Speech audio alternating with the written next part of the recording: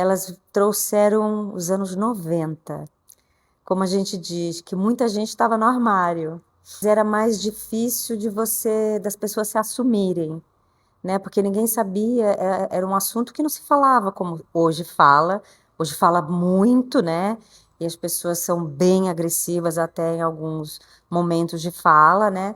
Mas naquela época não se falava, era velado mesmo, né? Então ela começa ali em 94.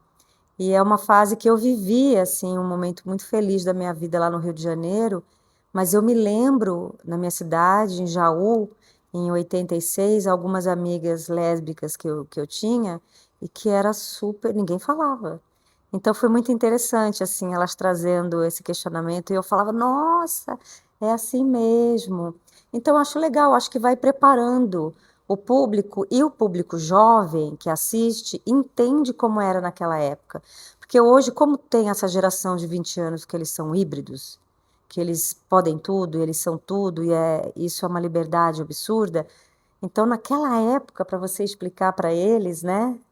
Então, eu acho legal, porque contextualiza, né, o comportamento, né? Então, e é gostoso, porque eu gosto de fazer audiovisual de época. E os anos 90 para mim foi muito fácil, porque eu tenho muito acervo em casa, então foi muito gostoso de trazer isso. E além desse acervo, né, você até comentou das suas amigas. Você conversou com muitas mulheres lésbicas dessa época para você construir essa personagem? Eu vivo com elas têm a minha idade, então elas passaram por isso.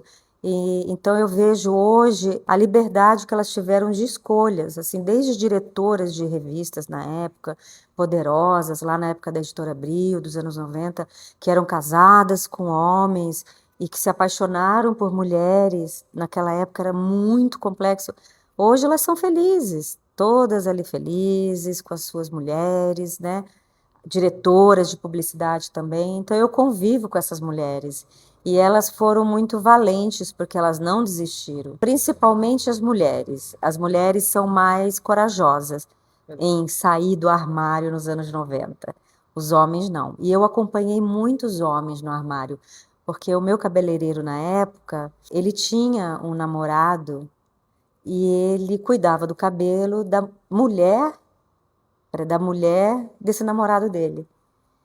E esse namorado não se assumia e mantinha lá. Então era muito. E eles comentavam, como eu saía muito com gay, eu vivia com eles, né?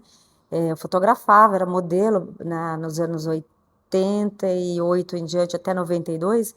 Então eu só saía com os gays. Eles eram os meus maiores companheiros, assim. E eles contavam as histórias, e a maioria, 90%, namoravam homens casados.